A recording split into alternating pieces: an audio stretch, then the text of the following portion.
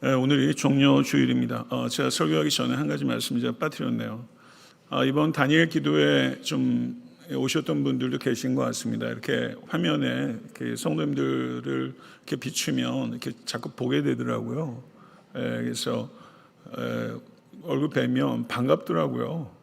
그랬는데 제가 지난 며칠 동안 이렇게 말씀을 들으면서 은혜가 잘 안 되더라고요. 그래서 제가 제일 앞쪽에 왼쪽에 피아노 옆에 앉아 있었는데 제 아내가 조금 늦어가지고 옆에 성가대석에 앉게 되는데 그날 집에 갔는데 저보고 왜 그렇게 심각하게 말씀을 듣느냐고 그러는 거예요. 그러다가 이제 어제 새벽에 선교사님 말씀을 들으면서 제가 자꾸 판단하고 있었다라는 것을 다시 한번 깨닫게 하면서 어제 새벽부터 제가 많이 울었어요. 많이 울었고, 그리고 또 어제 마지막 집회를 가면서 찬양하기 전부터 참 이렇게 하나님께 주신 은혜가 너무나 놀라웠고, 찬양하고 말씀 드리면서 제가 휴지를 몇십 장을 그냥 이렇게 할 정도, 내가 이렇게 울었던 적이 평생 있던가 싶을 정도로 어제 참 많은 은혜를 받았습니다.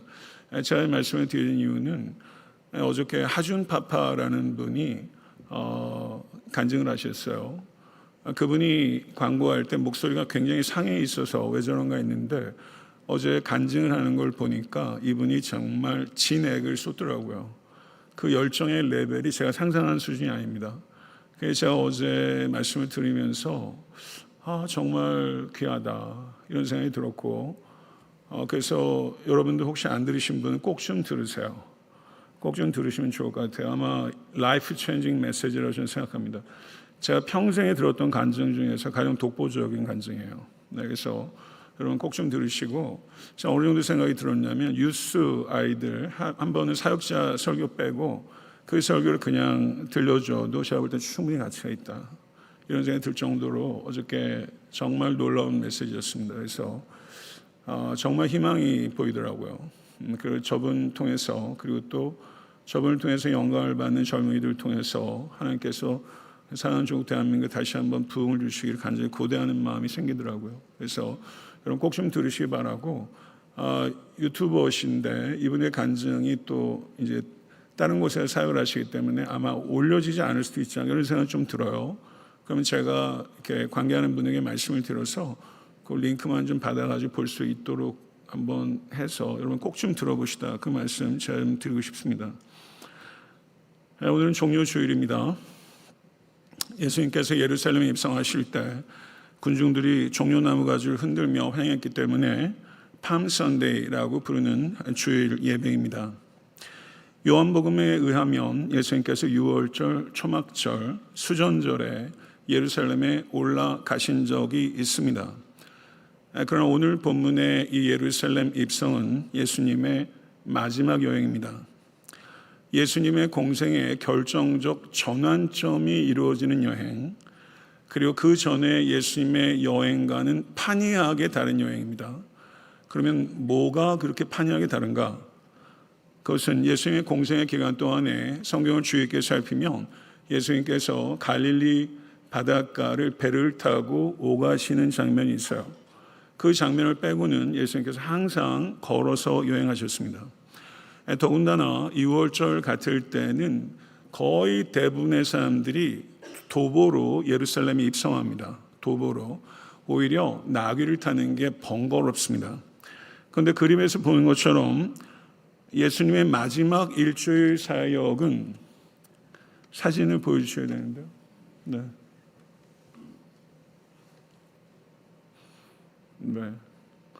전달이 안 됐나요? 네. 예루살렘에서 동쪽 방향으로 2마일 지점에 베다니가 있습니다. 베다니 보이시죠? 예루살렘에서 동쪽으로 2마일, 그리고 벳바게가 보이시죠? 예루살렘에서 1.1마일에서 1.3마일 정도입니다. 벳바게에서 베다니까지는 0.7마일입니다. 지형적 특성을 고려했을 때 벳바게에서 예루살렘까지 도보로 약 30분 걸립니다. 단순히 계산하면 20분 정도의 거리인데 감람산이 있기 때문에 업앤다운이 있는 거죠. 그리고 기드론 골짜기를 건너기 때문에 20분에 갈 수 있는 거리인데 대략 30분 소요됩니다. 나귀를 타도 도보로 걷는 것과 거의 유사합니다. 왜냐하면 나귀라는 짐승 자체가 빨리 가기 위해서 타는 짐승이 아니에요. 더군다나 종려 주일에는 수많은 사람들이 순례객들이 오기 때문에 많은 인파들 때문에 걷는 속도도 지체되고 나귀를 타는 속도 지체됩니다. 그래서 평소에는 대략 30분 걸릴 수 있는 거리가 이때는 1시간, 걸어서도 1시간, 나귀를 타도 1시간. 그러면 여기에서 질문이 생기는 거예요. 도대체 빨리 가려는 효과가 아니라 이제 진짜 걸어서 30분 아무것도 아닌데 여기서 나귀를 왜 준비시키나? 이거 얼마나 번거로워요. 도보로 가나 나귀로 가나 똑같은데 나귀를 구하러 제자들을 가고 데려오고 이거 자체는 그냥 엑스트라 타임이에요. 안 써도 되는 시간을 지체하시는 거죠. 그리고 예수님께서 공생의 기간 동안에 예수님께서 사람들의 이목을 집중시키려고 하신 적이 없어요. 오히려 사람들이 막 환호하면 다른 곳으로 가셨어요. 한적한 곳으로 가시더라. 그러셨는데 마지막 여행 예루살렘 입성은 달라요. 그래서 신학자는 마치 예루살렘 입성은 정치적인 거리 공연 같다. 무슨 버스킹 한다고 그래요? 정치적인 거리 공연과 같을 정도로 예수님의 예루살렘 입성은 굉장히 이례적이고 파격적이다. 그렇다면 다시 질문으로 돌아가면 도대체 왜 그렇게 안 하셨는데 이렇게 번거로운 과정, 시간으로는 전혀 효율성이 없는 이 과정을 도대체 왜 예수님께서 나귀를 타시는 것을 통해서 무엇을 의도하셨을까? 저는 원래 오늘 당초 계획은 누가복음의 병행 본문을 가지고 설교하려고 했다가 마태복음으로 본문을 바꿨지만 오늘 주 텍스트는 마태복음이지만 저는 사복음서 전체를 포괄적으로 그래서 예루살렘 입성 종료주의를 여러분께 정확하게 이해할 수 있도록 제가 사복음서 전체를 통해서 이야기를 하도록 하겠습니다. 마태복음 21장 1절 한번 보시죠. 그들이 예루살렘에 가까이 와서 when they draw near to Jerusalem. 주어가 누구죠? they. 누구예요? 예수님을 포함한 제자들 12사람이죠. 이제 드디어 예루살렘이 가까이에 있습니다. 드디어 고지가 저기예요. 목적지가 저기예요. 예수님께서는 평생 이 순간을 위해서 걸어오신 거예요.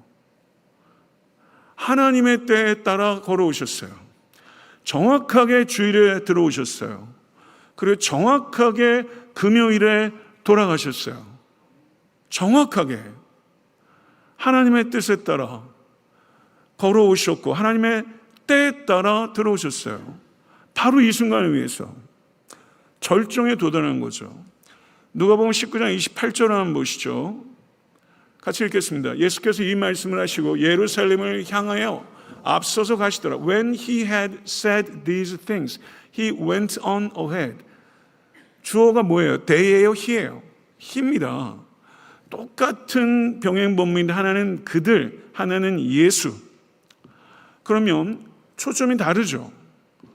그러면 마태를 비롯한 다른 복음서는 예수님을 포함한 일행 전체에 지리적 이동에 초점이 있는 거예요. 예루살렘에 가까웠다. 표대에 가까웠다. 그런데 누가복음은 예루살렘을 향하여 예수님께서 앞서서 가시더라. 앞서서 가시더라. 예수님의 이 예루살렘 행이 예수님의 능동적 결단에 의한 예루살렘 행이라는 걸 밝히고 있는 거죠. 여기서 앞서서 가시더라. 리더는 앞서가는 사람이에요. 저는 이 앞서서란 말을 간과할 수가 없어서 성경에 예수님께서 앞서가신 장면을 또 찾았죠. 마가복음 10장 32절입니다. 같이 한번 읽어보시죠. 예루살렘으로 올라가는 길에 예수께서 그들 앞에 서서 가시는데 그들이 놀라고 따르는 자들을 두려워하더라.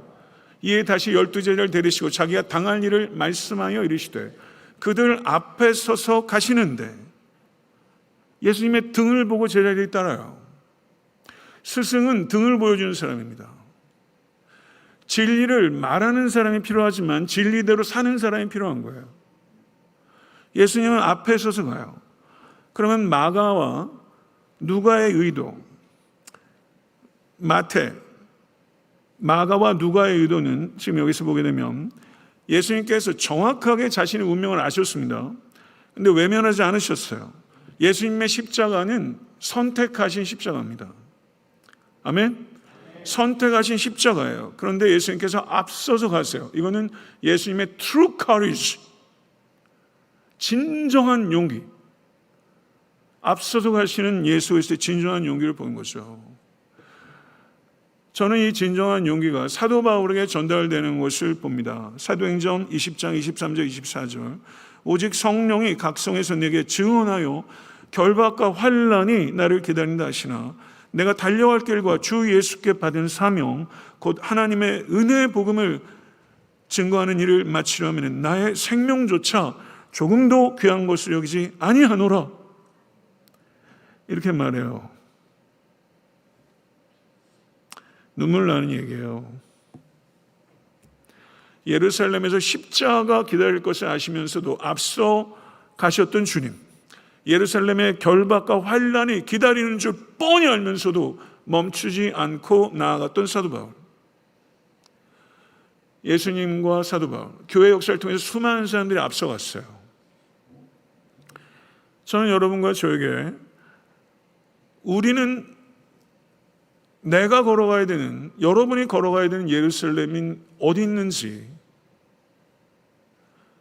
여러분이 어디를 향하고 있는지 묻고 싶어요.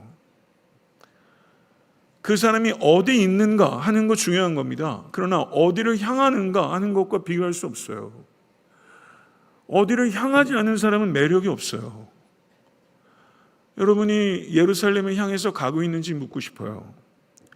이 예루살렘으로 가는 길을 사탄은 보질 못해요. 사탄은 두 가지로 방해해요. 세상의 고난, 세상의 유혹. 세상의 고난과 세상의 유혹으로 사탄은 예루살렘으로 가려고 하는 우리를 이탈시키려고 해요. 세상의 고난은 골리앗으로 표현된다면 세상의 미혹은 밧세바로 표현돼요. 사탄은 항상 그렇게 유혹해요. 여러분과 저는 그리스도 안에 있는 사람들입니다. 맞습니까? 우리는 부름을 받은 사람이에요. 우리는 부름의 상을 쫓아 걷는 사람이에요. 저는 여러분들이 끝까지 이 길을 갈 수 있으면 좋겠어요. 앞서 가신 예수 그리스도를 보시고 앞서 가신 사도 바울을 보시고 여러분께서 지속적으로 예루살렘이 가까워지는 거죠. 새 예루살렘에 모두 들어가시는 여러분과 제가 되어서 간절히 축원합니다. 저는 여기에서 그렇다면 예수님께서 보낸 두 제자는 누구인가 궁금해요. 두 제자는 누구인가? 이 두 사람은 저요. 자원하는 거 제가 아주 별걸 다 합니다. 요즘. 두 사람이 자원을 했는지 이번엔 너희 둘이 가라고 주님께서 말씀하셨는지 모르겠어요. 성경은 이름을 밝히지 않아요. 아무리 생각해도 누군지 정확하게 지명할 수는 없지만 상상은 좀 필요하다고 생각해요. 흥미롭게도 6월절 만찬을 준비하기 위한 빈 방을 준비할 때도 예수님께서 두 사람을 보냅니다. 모든 성경이 그 방을 준비한 두 사람도 익명이에요. 그런데 누가복음을 보니까 누가복음 22장 8절 한번 보시죠. 누가복음 22장 8절 다 같이 한번 읽어보겠습니다. 예수께서 누구를? 베드로와 요한을 보내시며 이르시되 가서 우리를 위하여 유월절을 준비하여 우리로 먹게 하라. 베드로와 요한을 보낸 거예요. 그러면 저는 이 나귀를 준비하는 것도 아마도 베드로와 요한이 아닐까? 가능성이 있네. 그러나 모르죠. 두 사람이 누구인지는 불분명해요. 그러나 분명한 게 있어. 이 두 사람은 수지 맞았다. 복 받았다. 이 두 사람은 복 받은 거예요. 왜 복 받았냐면요. 예수님께서 이렇게 말하는 거예요. 너희는 맞은편 마을로 가라. 그리하면 곧 매인 나귀와 나귀 새끼가 함께 있는 것을 보리니 풀어 내게로 끌고 오라. 만일 누가 무슨 말을 하거든 주가 쓰시겠다라. 그리하면 즉시 보내리라 하시니라. 이게 말이 돼요? 이거 요즘 같아서는 이렇게 하다가 걸리면 이거 아닌가요? 상식적으로 이건 말이 안 되는 얘기죠. 예수님의 명령 분명히 말이 안 돼요.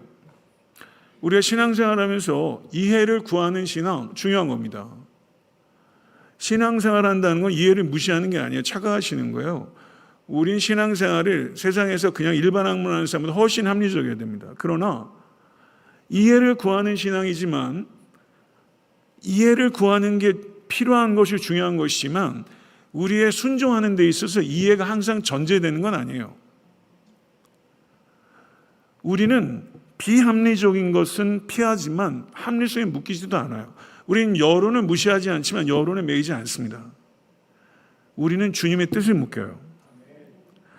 그래서 제자들은 명하신 대로 이해를 뛰어넘어, 이게 시간을 주어진다고 이해가 되는 명령인가요? 명령 이해 안 되는 거예요. 그런데 이해가 안 되는 명령을 주님을 믿기 때문에 이해가 안 되는 명령을 순종하는 거예요. 주님에 대한 신뢰 때문에, 이해 때문에 순종하는 게 아니라 신뢰 때문에 순종해요. 그래서 두 제자가 갔어요. 갔으니까 나귀가 묶여있는 걸 본 거예요. 말씀하신 대로 똑같이 사람이 말하는 걸 보고 예수님께서 주가 쓰시겠다 하라, 똑같이 말씀하니까 보내네요. 생각지도 않은 곳에서 주님께서 예비하시는구나, 이걸 경험하는 거죠.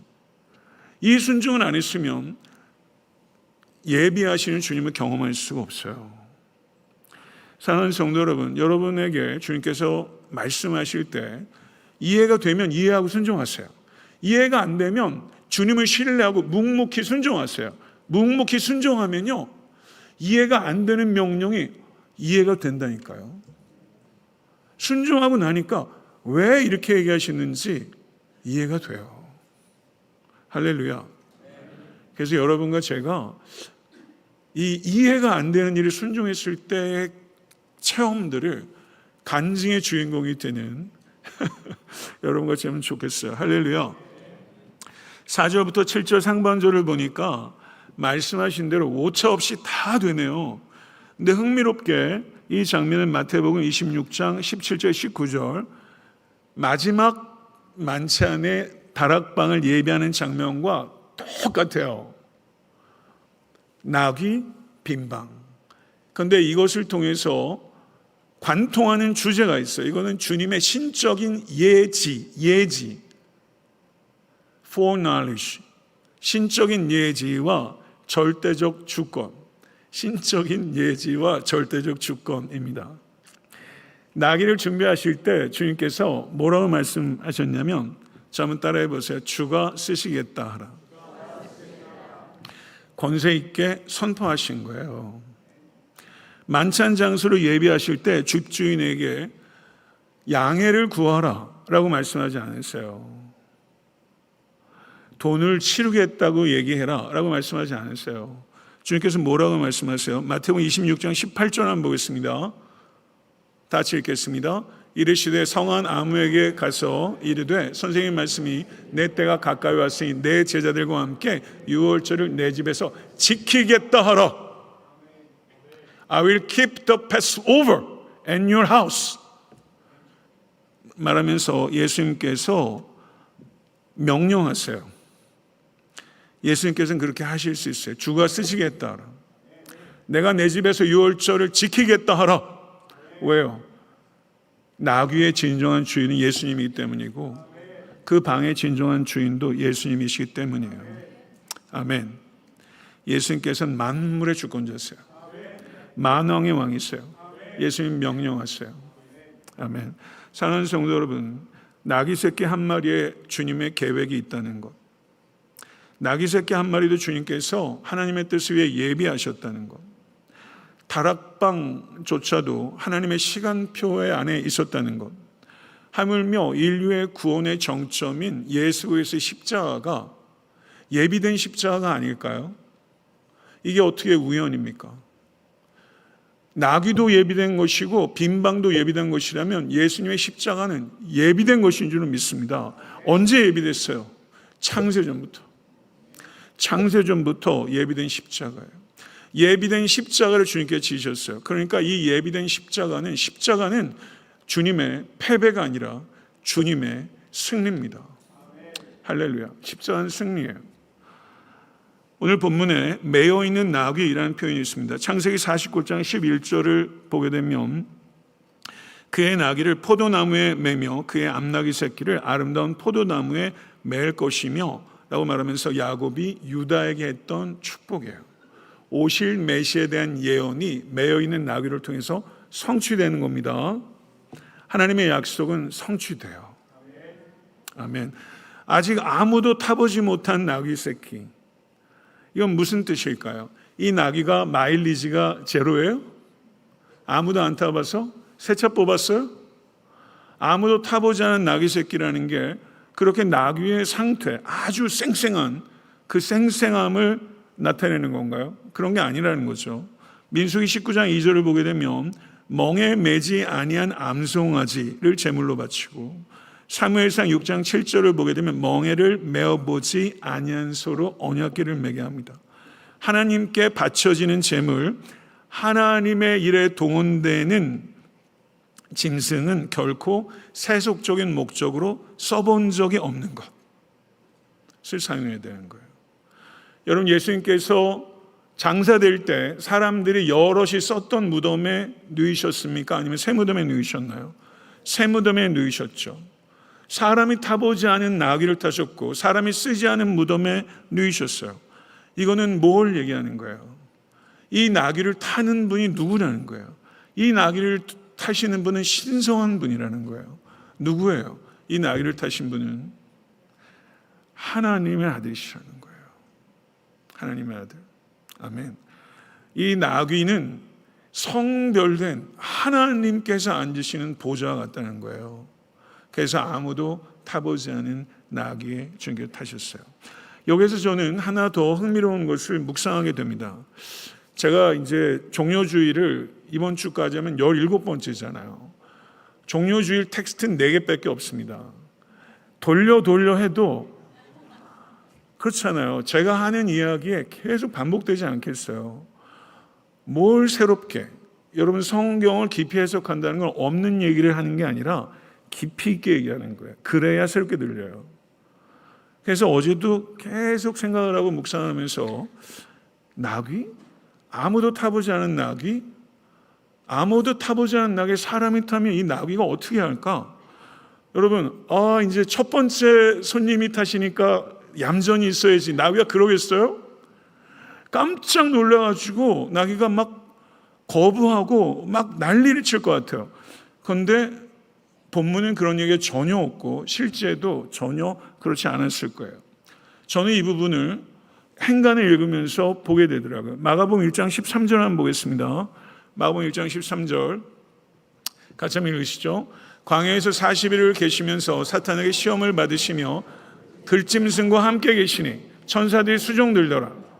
사복음서에 예수님께서 시험 받으신 다음에 들짐승과 함께 계시냐는 표현은 마가복음밖에 없어요. 마가복음밖에 딴 데 없어요. 이게 사복음서의 병행 본문을 읽어야 되는 이유예요. 들짐승과 함께 계셨다. 무슨 뜻일까요? 예수님께서 새 창조의 하나님이시라는 거예요. 새 창조를 시작하시고 새 창조가 완성됩니다. 그러면 모든 피조물들이 샬롬을 이뤄요. 사자와 어린 양이, 어린아이가 독사의 굴에 넣어도 상함이 없는 완벽한 평화가 이루어지는, 그래서 지금 들짐승과 함께 있다는 것은 새 창조가 완성될 천국을 미리 예시로 보여주는 거죠. 그래서 저는 여기에서 전혀 길 잃은 적이 없는 나귀가 창조의 하나님 앞에 복종해서 창조 질서의 회복을 매우 희박하게라도 암시하고 있는 것이다. 이렇게 저는 이해되더라고요. 여러분 공감하시는 얼굴 표정을 좀 보여주시기 바랍니다. 예수님은 만물의 주권자요. 예수님은 만왕의 왕이에요. 만왕의 왕이에요. 이 나귀가 주님께 복종하는 거죠. 할렐루야. 여러분 유대 문헌인 미시나라는 책이 있습니다. 중요한 문헌이에요. 여기에는 뭐라고 말하냐면 왕의 말은 왕 외에는 어느 누구도 탈 수 없다. 왕 외에는 왕의 말은 아무도 못 타요. 아무도 탄 적 없는 나귀예요.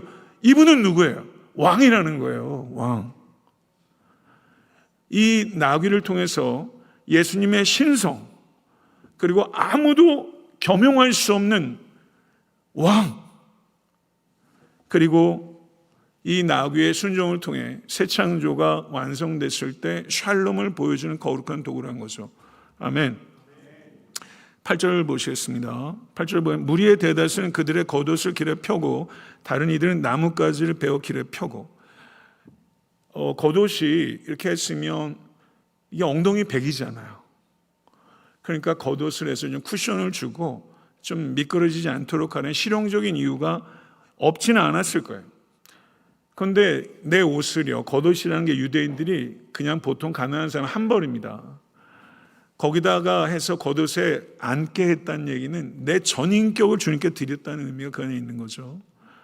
겉옷을 땅에 폈어요. 역대하 9장 13절을 보게 되면 무리가 각각 자기의 옷을 급히 취하여 섬돌 위 곧 예후의 밑에 깔고 나팔을 불며 가로되 예후는 왕이라. 길에 옷을 펴는 건 왕을 영접하는 거예요. 분명히 그래요. 제가 읽었던 책에 이런 내용이 있었어요. 영국의 엘리자베스 1세 때 월터 라일리 경이 있었던 아주 흥미로운 일화예요. 이 여왕을 수행하는데 앞길에 진흙탕이 이렇게 꽤 피해갈 수 없을 정도로 진흙탕을 만난 거예요. 그러자 이 월터 라일리 경이 자기의 겉옷을 벗었어요. 그리고 진흙탕 위에다 겉옷을 놨어요. 여왕이 신을 더럽히지 않게 하겠다는 거죠. 그러니까 겉옷을 땅에 피는 건 이렇게 연관이 되는 거예요. 그런데 제가 이 일화를 왜 얘기하냐면 월터 라일리 경은 그 옷 세탁했을까요? 전 버렸을 것 같은데. 집에 겉옷이 부지기수예요. 이런 사람은 옷장 열면 오늘 뭐 입을까? 부지기수예요. 그러나 예수 그리스도의 발 앞에 겉옷을 편 사람은 이 옷밖에 없는 사람이에요. 가난한 사람들이라고요. 제가 이 말씀을 드린 이유는 이 사람들에게 진심이 있었다는 거예요. 겉옷을 하고서 왕이시여 진심을 드리고 있어요. 이거에 대해서는 의심의 여지가 없어요. 그런데 사람들이 요한복음 12장 13절을 보면 종려나무 가지도 깔았어요.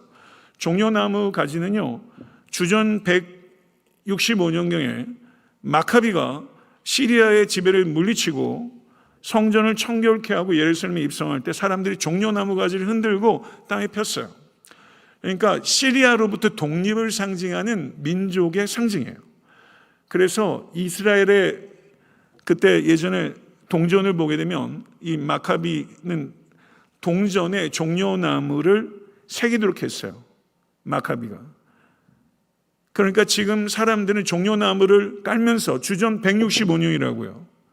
지금 대략 한 200년 뒤에 사람들이 마카비를 기억하지 않겠어요? 마카비를 기다리는 거라고요. 그게 지금 시리아를 물리쳤던 것처럼 로마로부터 우리를 지켜주십시오 라고 하면서 종려나무 가지를 까는 거죠. 그걸 사람들이 외쳐요. 마태복음 21장 9절입니다. 호산나 다윗의 자손이여 찬송하리로다 주의 이름으로 오시는 이여 가장 높은 곳에서 호산나 하더라. 시편 118편 25, 26절 인용합니다. 여러분 호산나가 무슨 뜻인지 아세요? Save us now 이런 뜻입니다. 지금 우리를 구하소서. 지금 우리를 구하소서. 어디로부터? Save us from 무엇으로부터? 뭐로부터 구해달라는 거예요? 로만 엠파이어. 로만 엠파이어로부터 우리를 구해달라는 거예요. 다윗 왕조가 1000년 전에 세워졌습니다. 600년 전에 다윗 왕조가 무너졌어요. 600년 동안 계속 외세에 시들렸어요. 이제 우리를 save us 로마로부터 갈망하는 거. 그래서 예수님을 뭐라고 말하냐면 다윗의 자손이요. Son of David.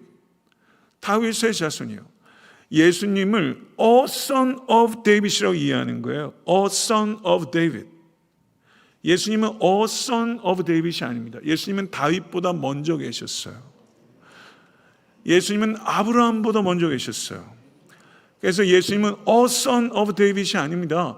The Son of David이에요. 다윗의 주예요. 다윗의 주. 아멘.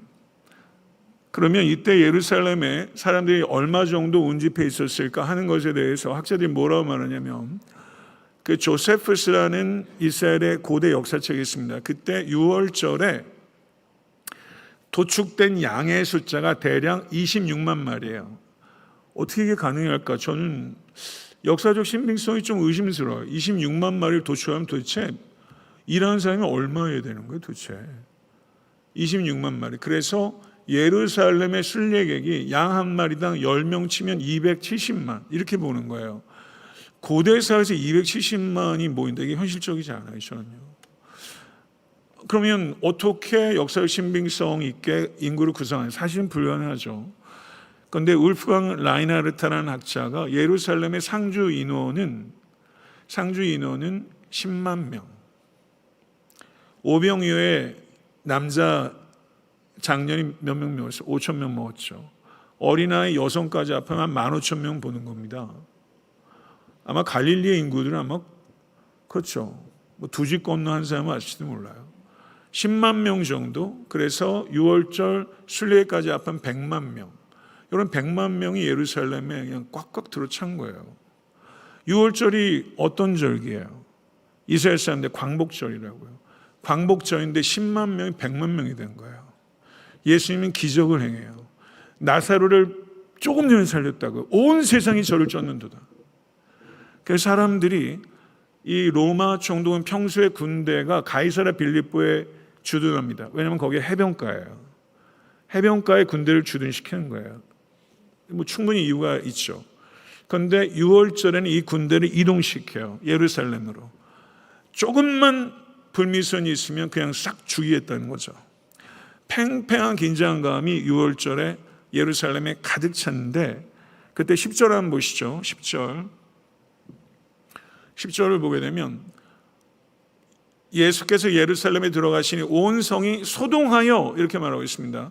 Whole city was stirred up 이렇게 표현하고 있는데, 실제 성경 원어는요 세이오란 단어인데 이 단어가 어디에 쓰이냐면 마태복음 27장 51절입니다. 마태복음 27장 51절. 이에 성소 위장의 위로부터 아래까지 찢어져 들이대고 땅이 진동하여 바위가 터지고, 땅이 진동하여가 세이오란 단어예요. 성경 언어가 이래서 유용한 거죠. 그래서 예수님께서 예루살렘에 입성할 때 인파의 규모와 그 환호의 정도가 지진이 일어난 것 같았다는 거예요. 그런데 그들이 뭐라고 말해요? Save us from 상황인 거죠. 그래서 예수님께서는 지금 사람들이 가지고 있는, 사람들은 지금 겉옷을 내어 던지며 열광적으로 예수님을 왕으로 받아들이고 있어요. 이들의 표현, 이들의 행동 잘못된 거 없습니다. 맞는 거예요. Save us from 로만 엠파이어가 아닌 거예요. 예수님은 deliverance from sin and death. 예수님은 죄와 사망으로부터 우리를 구원하시고 오신 거예요. 아멘. 로마 엠파이어에서 구하러 온 게 아니에요. 유대인을 구하러 오신 게 아니에요. 모든 믿는 자를 구원하시기 오신 거예요. 이들은 왕으로 예수님을 맞이했어요. 그러나 그들이 기대했던 왕은 예수님께서 되시는 왕이 아니에요. 제자들과 예수님의 충돌은 제자들이 예수님을 왕으로 믿지 않은 게 아니에요. 제자들이 얘기하는 왕과 예수님이 원하시는 왕이 충돌을 일으키는 거예요.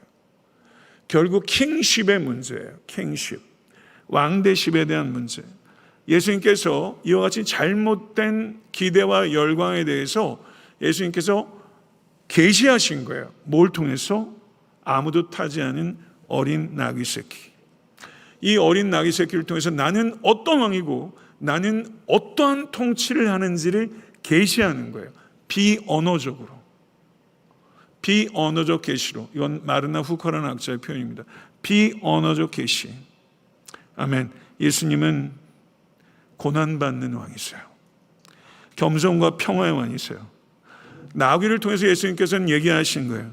나는 말을 타고 군림하는 왕이 아니라 낮아짐을 통해서 섬기는 왕이며, 나는 로마의 압제가 아니라 죄와 사망의 억압으로부터, 나는 유대인이라는 민족적 한계가 아니라 모든 믿는 자를 자유케 하기 위하여 나는 황금 왕관을 쓰기 위해서가 아니라 가시 면류관을 쓰는 왕이며 나는 황금 보좌에 앉는 왕이 아니라 치욕스러운 십자가에 달리는 왕이다.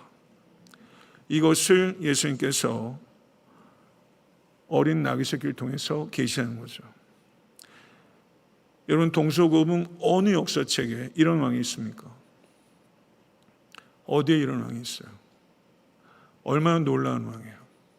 이분이 여러분과 저의 왕이에요. 나의 왕, 나의 그리스도. 여러분 경탄하시기 바랍니다. 사랑하고 자랑하시기 바랍니다. 이런 왕이 어디 있어요? 이런 왕이. 근데 나귀를 타고 들어오시는 예수님 보면서 사람들이 혼돈을 일으켜요. 혼돈을 일으켜요. 깨달음을 주시려고 하는데 결과는 혼돈이에요. 10절을 보세요. 10절. 이는 누구냐? Who is this? 이는 누구냐? 여러분, 예수님은 여러분에게 Who is Jesus? 예수님이 여러분에게 누구세요? 여러분에게 예수님이 왕이기는 하세요? 여러분에게. 여러분이 왕 아니에요. 여러분 하고 싶은 대로 하시잖아요. 많은 경우에. 저도 특별하게 다르지 않아요. 가고 싶은 데 가고, 사고 싶은 거 사고, 먹고 싶은 데 먹고, 자고 싶은 데 자고. 내 거니까, 내 시간이니까, 내 물질이니까. 철저하게 내 거라는 생각이 가득한, 내 새끼니까, 내 방법대로. 가장 위험한 대명사가 I라는 대명사라고 얘기하겠어요. I라는 대명사. 주기도는 I의 기도가 아니에요. I는 하나도 없어요.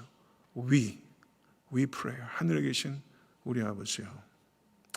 Who is this? 그래서 이 정료주일은 예수님이 누구냐는 거죠. 저는요, 땅을 막 진동할 정도로 열광 받아본 적이 없어요. 제가 그런 열광을 좋아할까요, 안 좋아할까요? 모르겠어요. 아마 즐길걸요? 아닌 척하면서 기분 나쁘지 않거든요. 열광을 즐겨요. 안 받아봤으니까 그런 얘기 쉽게 하는 거예요. 열광 받아보면 여기 중독성이 있는 거예요. 예수님께서 저는 사람들이 저를 이렇게 만든다. 저는 우리 아버지가 이거 보셔야 되는데 그럴 것 같아요. 열광을 취하죠. 근데 예수님께서 이 열광의 실체를 아셨어요. 저는 예수님께서 이 열광을 어떻게 보셨을까? 어떻게 보셨을까? 이 사람들은요, 예수님이 왕이라는 걸 받아들여요. 왕이기를 원했어요. 그런데 어떤 왕인지에 대해서 관심 없어요. 무지해요. 이들은 예수님께서 필요를 채워준 왕이라는 걸 알아요. 막 기적이 일어나니까. 필요를 채워주는 왕으로 세우길 원했어요. 예수님 사랑하지 않아요. 예수님의 능력을 이용하려는 거죠. 이들은 엄청 뜨겁게 환호합니다. 그런데 이들이 원했던 것을 못 얻자 금방 식어요. 호산나 하다가 crucify him, 그를 못 박으라. 일주일이 안 걸렸어요. 여러분은 어떠세요? 내가 원하는 거를 얻을 수 없다는 것을 알았을 때 여러분의 환호, 열광, 종교적 열광 굉장히 쉽게 살릴 수 있어요. 예수님을 따르는 것이 아니라 예수님 통해서 얻을 수 있는 것. 예수님과의 관계가 목적이 아니면 신앙생활이 예수님을 버리게 될 거라는 거예요. 예수님과의 관계가 목적이어야 돼요. 예수님과의 관계. 그게 최고의 축복이에요. 최고의 기도응답이에요. 내가 너희들 중에 있느니라. 임마누엘이 최고의 축복이에요. 할렐루야. 그래서 이 무리들의 환호는 예수님을 경배한 게 아니에요. 예수님을 유혹한 거예요. 유혹. 예수님을 유혹한 거예요. 사랑하는 성도 여러분, 그리스도의 제자도에 대한 가르침을 여기서 들어요. 잘못된 열광이죠. 저는 요즘에 잘못된 열광도 없는 것 같아요. 이젠 연기조차도 안 해. 경건한 연기조차도 안 해요. 그것도 사라진 것 같아요. 열광하는 데도 없어요. 열광의 실체는 고사하고. 보네포 목사님은 뭐라고 말하냐면 제자들은 와서 환호하라가 아니라 와서 죽으라. 우리 아이들에게도 거친 말이죠. 와서 죽는 거예요. 와서 죽어야 돼요. 여러분 누가복음 19장 39절 한번 보세요. 전 너무 슬퍼요. 무리 중 어떤 바리새인들이 말하되 선생이여 당신의 제자들을 책망하소서. 이 문맥이 뭐냐면요, 사람들이 너무 열광하니까 예수님 당신의 제자들 좀 책망해서 저 열광 이젠 쿨다운 하라는 거예요. 얼마나 황당합니까? 이 무리들이 무지에서 열광하는데 바리새인들은 그 무지에서 열광하는 걸 시기하는 거예요. 와, 다 예수님 쫓아간다. 시기한다고요. 여러분, 무지한 열광과 무지한 시기가 지금 있는 거죠. 저는 예수님께서 이 수많은 군중들 앞에서 예수님께서 느끼셨던 절대 고독. 저는 제 삶에서 예수님을 너무 많이 외롭게 했던 것 같아요. 제가 외로움을 많이 타요. 굉장히 외로움을 많이 타는데 그러다 보니까 주변 사람도 외롭게 하고 예수님도 많이 외롭게 하는 것 같아요. 저밖에 몰라가지고. 그래서 예수님께서 지금 너무 고독하시죠. 그리고 예수님께서 침묵하세요. 이 열광에 대해 침묵하세요. 침묵한다고요. 그런데 예루살렘 입성 후에 마가복음에서 흥미로운 이야기를 하고 있습니다. 제가 이제 마무리를 좀 짓게요. 마가복음 11장 1절 한번 보세요. 예수께서 예루살렘에 이르러 성전에 들어가서 모든 것을 둘러보시고 때가 이미 저물매 12제자를 데리시고 베다니로 나가시니라. 아니 지금 수많은 사람이 열광하고 있는데 예수님께서 아무것도 안 하세요. 예루살렘에 정복하는 왕은 예루살렘에 들어가면 반드시 처음 가는 데가 예루살렘 성전입니다. 알렉산더도 예루살렘 성전이었어요. 예수님도 예루살렘 성전 가시죠. 왜냐하면 왕이니까. 그럼 예수님께서 예루살렘 성전 가셔서 나사로 살리셨잖아요. 여기서 기적을 행할 수 있잖아요. 수많은 사람들 앞에서. 그리고 독립선언문 낭독할 수 있잖아요. 사람들은 예수님께서 뭐래도 하고 뭐래도 말하길 기다리셨는데 예수님께서 아무것도 안 하시고 아무 말도 안 하셨어요. 둘러보셨어요. 그리고 베다니로 가시더라. 그래서 예수님의 예루살렘 입성의 특징은 저 한번 따라해 보세요. 아무 일도 일어나지 않았다. 이게 예루살렘 입성의 결론이에요. 아무 일도 일어나지 않았다. 여러분은 예수님을 왜 기다리세요? 아무 일도 일어나지 않는 거 여러분 견디실 수 있으세요? 말씀을 맺도록 하겠습니다. 뒤에 결어가 있는데 시간이 많이 지나서 집중력이 현저히 떨어질 수 있을 것 같아가지고 지금 굉장히 집중을 잘 하시네요. 그렇지만 마무리 짓도록 할게요. 제가 뭐 충분히 얘기했고 나귀조차 자기가 타는 왕이 자기가 태우는 왕이 어떤 왕인지를 드러내요. 우리의 삶이 나귀 같은 거예요. 내 삶이 내가 섬기는 왕이 어떤 왕인지를 나타내는 거예요. 이거를 증거하지 못하면 우리의 삶은 비극이에요. 여러분 환호하는 군중으로 사라지지 마십시오. 환호하는 군중이 아니라 헌신하는 제자가 될 수 있게 주님을 축원합니다. 예수님께서 예루살렘에 입성하실 때 나귀를 타셨는데 예수님께서는 구름을 타고 다시 오실 거예요. 그리고 예루살렘이 아니라 새 예루살렘에 입성하실 거예요. 할렐루야. 그 왕이 오늘 여러분의 영혼 가운데 들어가십니다. 그 왕을 영접하시고 그 왕과 함께 평생토록 영원토록 살아가시는 모든 것속 되시기를 간절히 축원합니다.